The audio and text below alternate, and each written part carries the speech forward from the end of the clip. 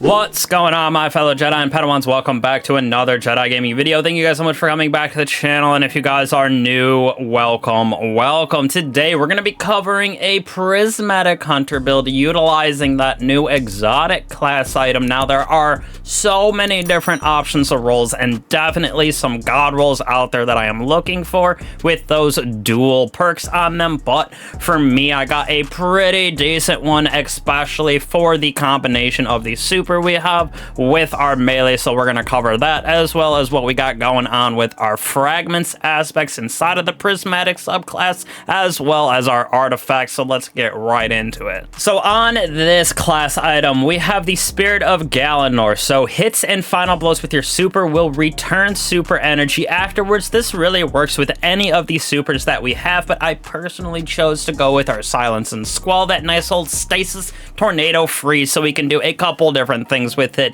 inside of our prismatic subclass. Our other perk that we have on this is the Spirit of Synthocept, so it improves melee damage when we are surrounded, so very good for objectives where you are ad clear or where we're just getting hoarded by enemies inside of something like Onslaught or a lot of different areas. Actually, inside of the new raid you are surrounded very often, so this does come into handy with this build. Next off, we're going to be talking about the Prismatic Hunter subclass abilities, aspects, and fragments. So we are going to be using our Silence and Squall, like I said, but really any of these supers, maybe minus this because this really isn't doing those defeats as much, but it does count with them inside of it, so really any of these supers will work, but I really like the Silence and Squall because of this specific fragment, but we'll cover that in a second. Obviously, we got our Transcendent Grenade as well as our melee, just nothing really there actually. It just gives us that nice transcendence where we get that spike grenade. Now we're going to use Gambler's Dodge with this triple jump as well as combination blow, so we can get that nice melee damage increase when we defeat targets, stacking up to 3 times, as well as that class item being able to get class ability back for us with the Gambler's Dodge giving us our melee, so we can just chain these back and forth really hard. On top of that, we're going with Duskfield on this build because of, again, this Facet of Command plus freezing enemies is super nice with these grenades. Just felt like the best one to use instead of the other options that we have.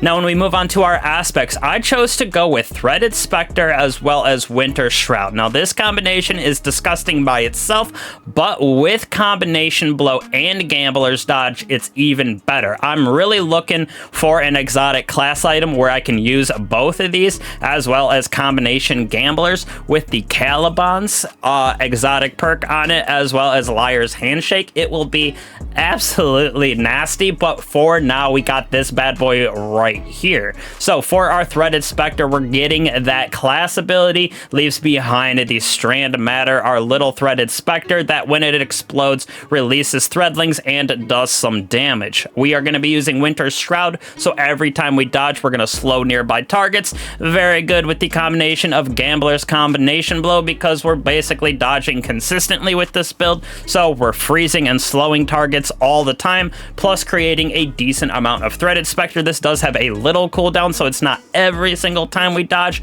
but basically every other time.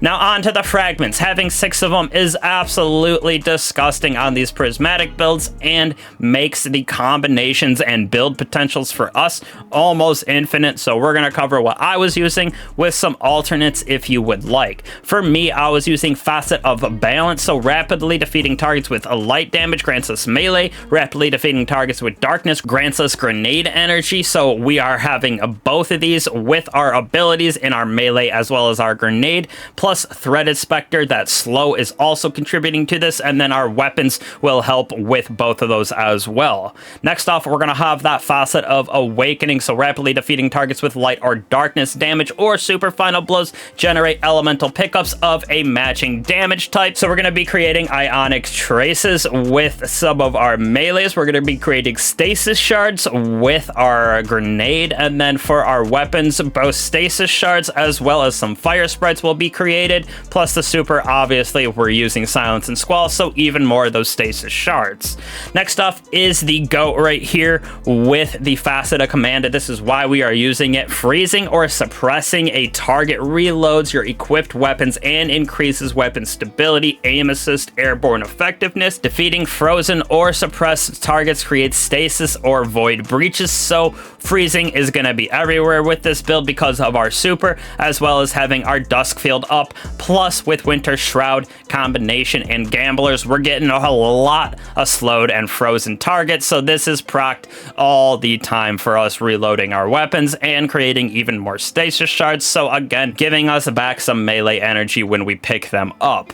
Next off, we are only on fragment 4. We have Facet of Ruin, so increases the size and damage of those stasis crystals or frozen targets, and also on top of that, those big explosions increases the area of solar ignitions, which we really aren't getting as much with this build at all unless you throw on your melee, which would be, I think, the trick knife up there, but not really big part. It is mostly for our stasis crystals and frozen targets, because like I said, they are going to be literally everywhere. Next on the list is Facet of Purpose. So for us, we're going to be getting frost armor with this, but picking up orbs of power grants either amplification, restoration, frost armor, woven mail, or an overshield based on our super that we have equipped. So for us, we're getting that frost armor, so it fortifies us in a layer of stirrable stasis matter, reducing incoming damage. Frost armor damage resistance grows stronger as we gain additional stacks, so very nice little thing for picking up orbs of power for us. And last but certainly not least, while surrounded by combatants, you are more resistant to incoming damage. While transcendent, this effect is increased, so since we're going to be up close and personal a lot with this build, one using a sword, plus with the combination gamblers, threaded, and winter shroud, having the protection up close and personal is very nice. Next, before we get into our armor mods and such, we're going to be using the new Lost Signal grenade launcher. That is actually that aerial denial frame, so you throw it down, it's like a little wither horde, but we are actually getting this with a stasis burn, so it pairs very well with our subclass as well as the mods that you will see. For me, I was using the Red Death Reformed. We are getting the catalyst for this in Act 2, but final blows with this weapon grant us and increase the reload speed, so this is a little way for us to get some additional healing on top of that frost armor that we are getting, which is more for that protection and resistance. With a last, for me, I went with the Slammer Adept. I got Pugilist bait and switch on this, so being able to have the stasis combination of the build that we have with the artifact and our mods you will see in a second here, plus this thing with bait and switch does some very, very good damage, so very good combination of weapons in my personal opinion. Plus we can stun barriers with the pulse rifle, overloads with our sword, as well as with the freeze we can do that unstoppable, so we're getting all three on this subclass no problem. Now on to the mods as well as the stats. I built this out for resilience and recovery being as high as possible, and then try to play discipline and strength as middle of the road as possible, since we're using our mobility and our melee and strength to do that gambler's dodge combination blow combo, so it's totally up to you how you want to do your stats, but I went with resilience and recovery first for that survivability for sure. As for mods, we're going to go with heavy ammo finder and scout, so we can get a bunch of heavy ammo for that sword of ours. Harmonic siphon, so we're going to be able to create elemental orbs of power for us with both our grenade launcher as well as our sword. We're going to be using momentum transfer, so causing damage with that nice stasis grenade is going to give us some melee energy, but more importantly, double impact induction, because all of those powered melee attacks reduce our grenade cooldown, so we're going to get our grenade and that stasis freeze even more often. On our chest piece, we're going to be using Lucent Blade. Increases the energy recharge rate of your equipped sword or equipped glaives, but we're not using that for this build here, but that Lucent Blade is very nice to have on your chest piece with resistance whatever you're going into. I just had solar and resistance depending on your activity. Now for me on my legs, I went with recuperation as well as innervation, so we're going to get even more grenade energy when we pick up those orbs of power, plus recuperation giving us back some health every single time as well, with stacks on stacks getting even more armor charges for us. One, because of our artifact, but two, because we're using Font of Restoration to get a little bit more of that recovery based on our armor charge, which will stack this up to 100. That's why I went with resilience at 100 and only recovery at 91 right there. Now we are going to be using Reaper to create even more orbs of power, so after we dodge, we're going to be able to create more orbs with those weapon final blows. So it happens very often with this build because of that combination blow gambler's dodge that I have been talking about.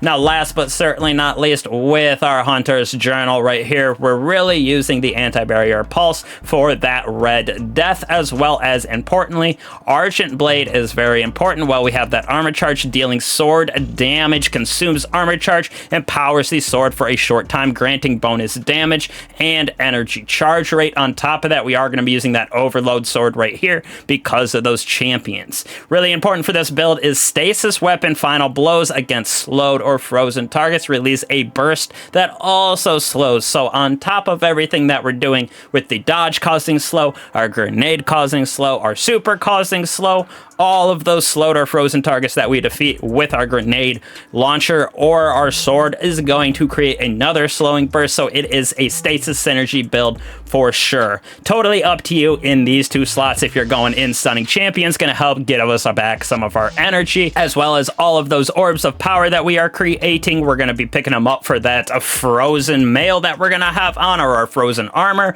as well as this right here with becoming radiant, so even more damage for us. And then we do have a couple weapons that have that radio layer transponder, so that is why I threw this on, with elemental charge costing a little bit less for the build. But this build is, like I said, very heavy on that stasis freeze of the super of our abilities, with the addition of that combination blow with our gambler's dodge. It is disgusting having the threaded specters on top of the slow when we dodge, on top of the unlimited melee with the weapons that we have. So it's a very fun build that you can really take into any type of content here for Destiny 2. So I appreciate it. Hopefully all hunters can try this out. We are going to be grinding hard for some better exotic class items, or the god rolls, I should say. The class items are very good and make Prismatic very, very nasty in my opinion. So hopefully y'all have got through that dual Destiny mission, or if you haven't, definitely want to do some helps. It's a very easy little mission when you have communication, so make sure to hit that subscribe, like button, and hit over to our Discord if you would like to get some of those helps. Doing that, trying to do some raid helps in the future if I can get some other people to help me with them, because it is a mechanic heavy raid. But again, truly appreciate all you guys. I will catch you guys in the next one. Peace.